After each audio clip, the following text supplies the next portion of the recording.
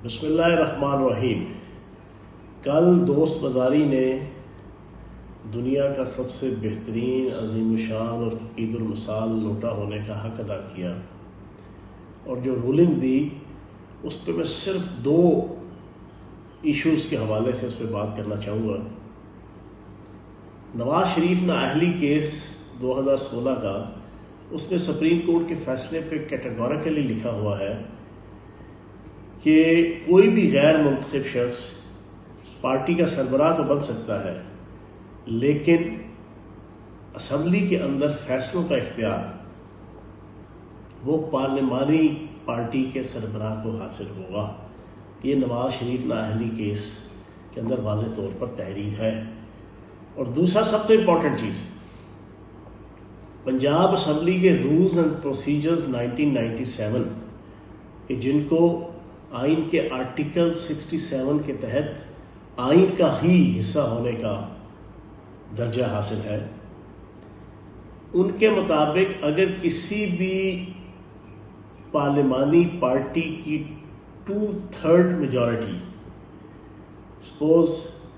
P T I کے 100 ممبران ہیں تو اس میں سے 66 ممبران اگر علیحدہ ہو جاتے ہیں، نون لیگ کے 100 ممبران ہیں، 100 میں سے 66 ممبران علیحدہ ہو کر اپنے میں سے کسی ایک کو پارلیمانی لیڈر چن لیتے ہیں،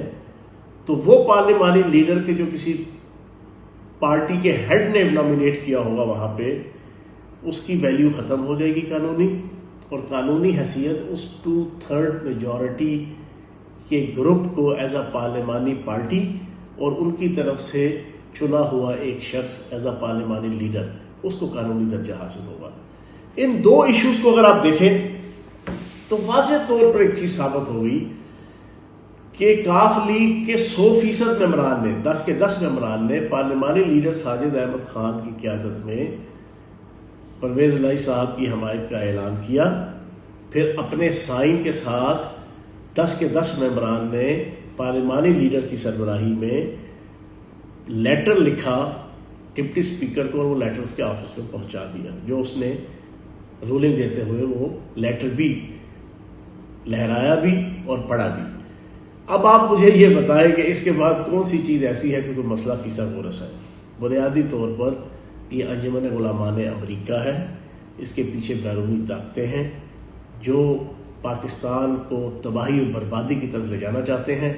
معاشی طور پر وہ لے گئے، سیاسی طور پر بھی وہ پچھلے 4 مہینوں سے لیتے کل جو فیصلہ لیا ہے سیاسی طور پہ اس کو پاکستان تباہی کی طرف لے جانے کا ایک ہتھ کنڈا ہے۔